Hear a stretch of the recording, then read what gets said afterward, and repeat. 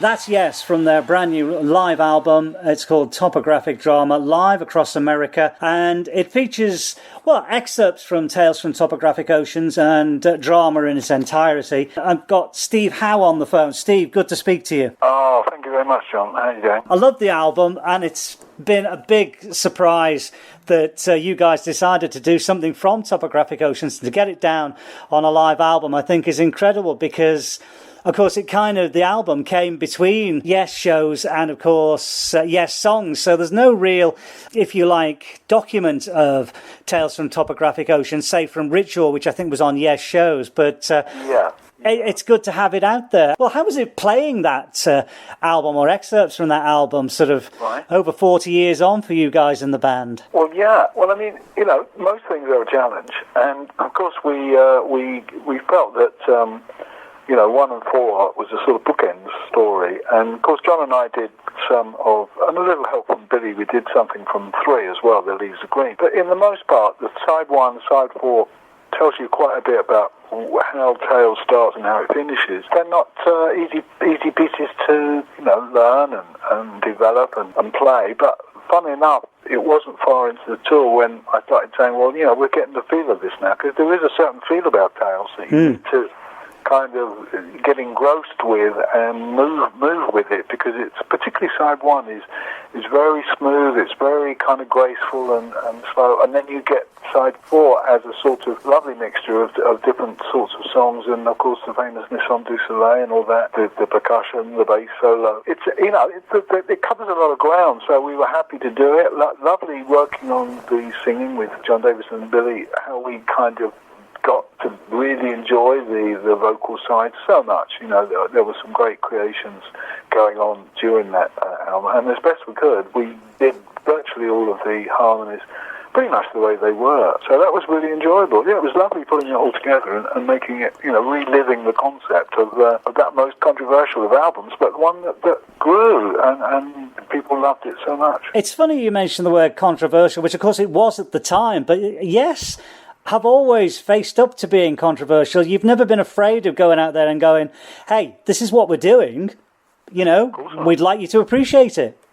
Yeah, that's always been the approach. There has to be a certain surprise element, because in a way there was always a certain surprise element for us as well. And when we got to the studio and found that the songs were sounding even better than they did before, like in the rehearsal room, we got more and more excited each time. And they were big developments, they were big plots. It took a lot of kind of conviction and working through it when we were recording the originals. But to get live performances is another whole challenge, of course. And because we've done the album series for some time now, featuring 5 other albums, that we're kind of like really, we kind of grew up a lot, because we're not playing some of the more expected songs. Yeah. We come up with set lists which aren't filled with the most heard songs. But that's because it's an exploration. It's taken the listeners and ourselves through playing albums in particular. So, doing that sooner in the UK will be another nice thing to play Tales then.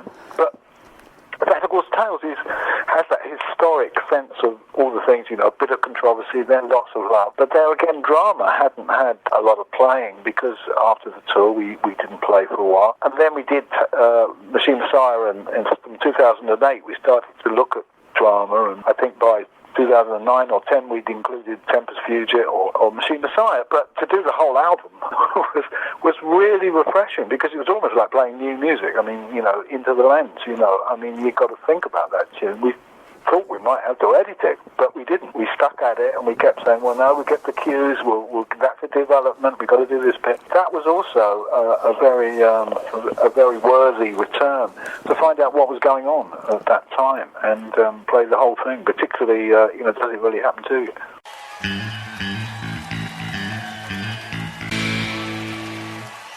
As a long-time member, you can look back across a lot of the material now, and in hindsight's a wonderful thing, but you can see actually the course that Yes plotted, which might not have been even clear to Yes at the time. Although although, like we said, Tales is a concept album, but the other albums had their own inner sort of concepts, like Fragile had a line, it had an idea going through it. So the fact that I can feel that, and I was part of, the Yes album kind of onwards from the 70s, I'm very proud of, because there's an awful lot of music that doesn't get played on stage a lot. So we, as I said, love going back to some of that, and hopefully we'll continue to find songs that, like we did, this year we found Survival. Nobody was. That's why I didn't let anybody know. I said to everybody, don't tell anybody before the tour what we're playing. And the first night went dong ding dong ding ding, and I tell you, nobody was expecting that. But that was the sense of secrecy, because once we played, it was on the internet the next day, they opened with Survival. But that's the kind of band we are. That's the kind of people we aspire to be, because we're not looking to make it easy for ourselves and just play popularist songs. I think we're much more interested in the big piece, and of course there's none bigger than Tales. Well, next year, of course, is the 50th anniversary of Yes, and it's just been announced that Tony Kaye is going to be a special guest on some of the dates on those tours. How on earth do you choose a set list? Because there's so much wonderful material to choose from. Well, we're really happy about this. It's a wonderful idea, and I love Tony's work, and the way he plays, what he brings in his style is tremendous. So, of course, we're not really troubled by it at all. So Tony's going to slot in a few places where he's most comfortable, and we're almost comfortable, with him playing certain songs. So there will be a selection of songs that Tony plays. Sometimes Jeff and Tony might play together, but in the most part, when Tony arrives during the set, then he will play a song that gives him space, which is what all songs give every member. I remember we used to talk in rehearsal when people would say, I don't know about this song, I'm not really, and John Anderson would often say, it's because you haven't found anything yet. You haven't found anything to play. That's why it all seems a bit kind of loose. So those parts, those integral parts of the song didn't come from the songwriters. They came from the arrangement the band would do together, and that's one of the brilliant things that we were, really quite good at. And that shows before I joined the band and when I had just joined the band. Like when we did America, we could take another song and really beef it up, and that was because I think we all loved, I particularly loved Vanilla Fudge, the way they did Eleanor Rigby and, all those songs. They were actually making sensationally thrilling, dramatic overtures on songs. And I think, Yes, we're doing that before I joined, and then I had the chance to do it with America, where we kind of elaborated on where some of those ideas came from. I got no idea, but they came from the Paul Simon songbook, in the part of the song, except for the Southern solo that I played. That was a rock guitar solo. It had nothing really to do with the song, but it really worked in the context. It was a reflection of American style. So you had the Paul Simon song, but you had me playing in a sort of Delaney and Bonnie and throwing in a lot of nice rock guitar riffs that I always played that didn't have a home, so suddenly they had a home. And that was because I just toured with Delaney and Bonnie, and they were a great influence on me, actually.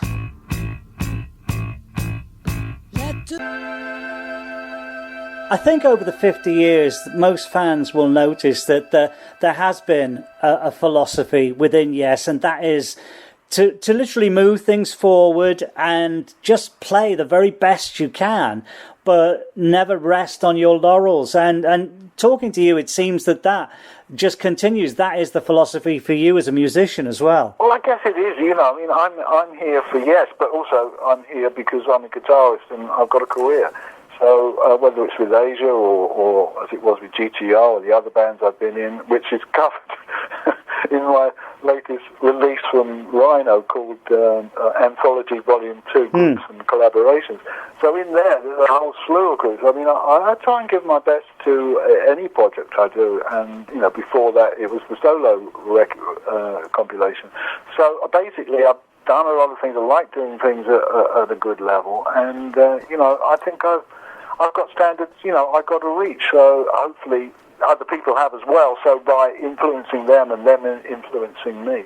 I mean, there's no better way than to not lead necessarily, but be what you want everybody else to be, you know. Yeah. So if you can lead by a descriptive route of setting an example, that's exciting actually, because sometimes it sets other people off and they realise, oh, there is a way we can talk about this. That's how bands arrange music, and that's how they rehearse, you know, to do tours. Because when we dig these records up and you know, Let's Learn Survival, you know, obviously the first time we come to play it, when everybody's done their homework, is pretty telling. And you can see, well, there's been so much homework done. We've still got to like play this together, you know, find out the cues and the tempo. In fact, the tempo of Survival was a really, tempos in Survival had to be very well worked out, because they do differ. You know, the song isn't at one tempo. Parts of it are faster, and obviously, you know what I'm going to say, parts of it are slower. Yeah. So you have to kind of learn to accommodate that, and we don't usually do that. Usually you find a mean tempo and you try and hold. That song was particularly demanding.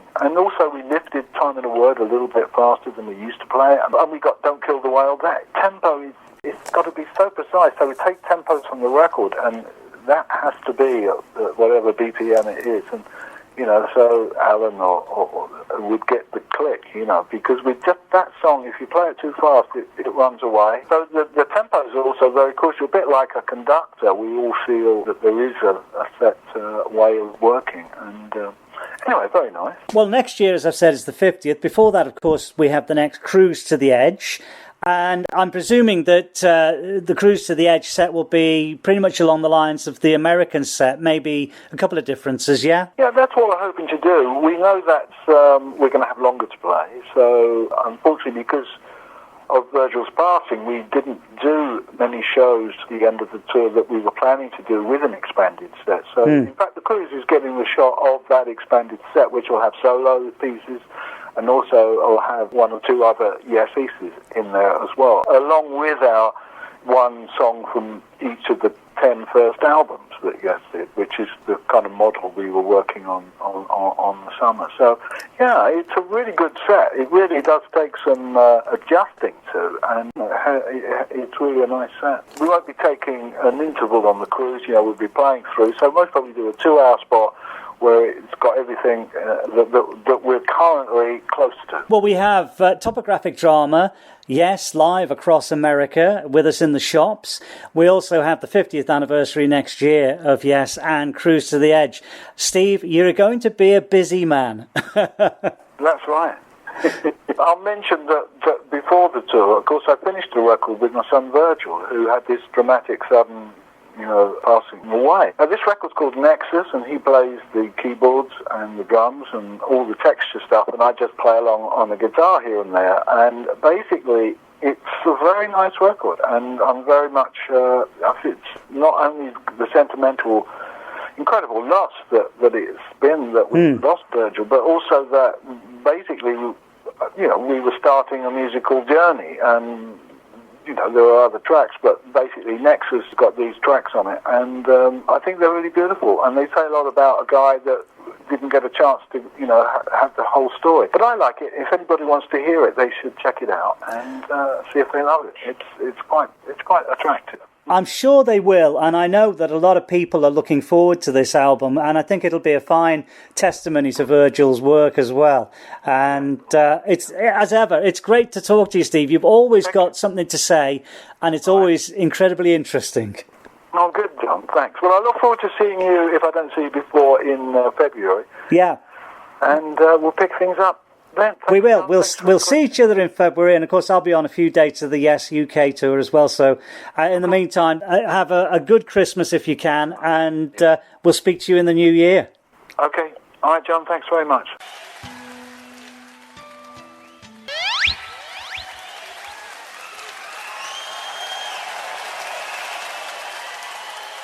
You're listening to Classic Rock Radio.